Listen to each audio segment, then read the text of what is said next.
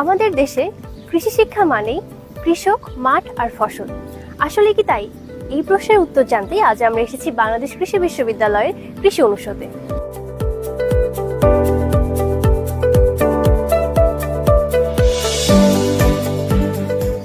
The project beyond the জার্নির চতুর্থ পর্বে আজ আমাদের সাথে আছে প্ল্যান্ট প্যাথোলজি ডিপার্টমেন্টের প্রভাষক জনাব মোহাম্মদ হোসেন আলী স্যার।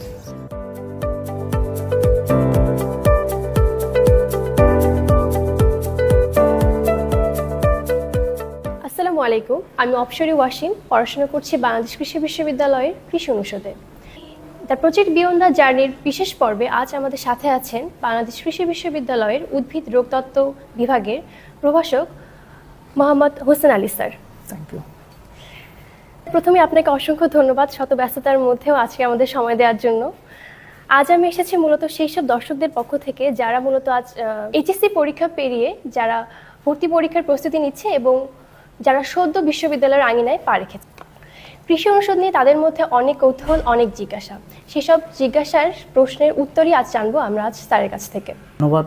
স্যার, আমাদের এই কৃষি অনুষদটা কেন অন্যান্য বিশ্ববিদ্যালয়ের সাধারণ যে বিষয়গুলো আছে বা পিওর সাবজেক্ট যেগুলোকে আমরা জানি সেগুলো থেকে কিভাবে আলাদা? গ্র্যাজুয়েশনের পরপরই যাচ্ছে দেশের বাইরে গিয়ে পড়াশোনা করতে, স্যার সেই ক্ষেত্রে কখন থেকে প্রিপারেশন নেওয়া উচিত, তারপর কোন কোন ভার্সিটি এবং দেশগুলোকে বিবেচনায় আনা যেতে পারে এ সম্পর্কে যদি কিছু বলতেন। বা অন্য যে পিওর সাবজেক্টগুলো রয়েছে সেখান থেকে আমাদের বিশ্ববিদ্যালয়ে পড়াশোনার সেক্টরটা অনেকটা উন্নত।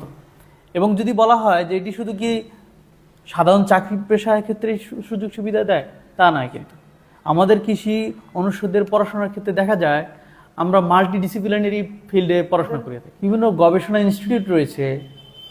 যদি দেখি আমাদের কৃষির ক্ষেত্রে তুলনা করি, চিন্তা করি যে বাংলাদেশ এগ্রিকালচার রিসার্চ ইনস্টিটিউট রয়েছে, বাংলাদেশ রাইস রিসার্চ ইনস্টিটিউট রয়েছে, এছাড়া রয়েছে আমাদের বিনা রয়েছে, বিএসআরআই রয়েছে, হুইট গবেষণা ইনস্টিটিউট রয়েছে।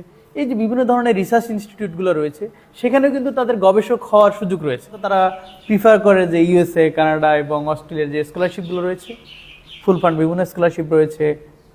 যেমন অস্ট্রেলিয়াতে অস্ট্রেলিয়া অ্যাওয়ার্ডস নামে একটা স্কলারশিপ আছে, ফুল ফান্ড ভালো একটা স্কলারশিপ। এরকম বিভিন্ন স্কলারশিপ ইউএসএর অনেক ইউনিভার্সিটি তারা স্কলারশিপ দিয়ে থাকে।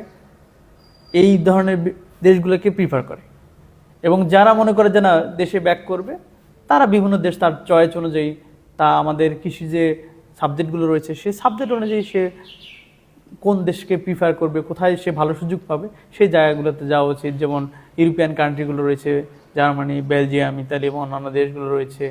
সাথে রয়েছে আমাদের জাপানে নেক্সট স্কলারশিপ ছাত্রছাত্রীদের জন্য অনেকটা ভালো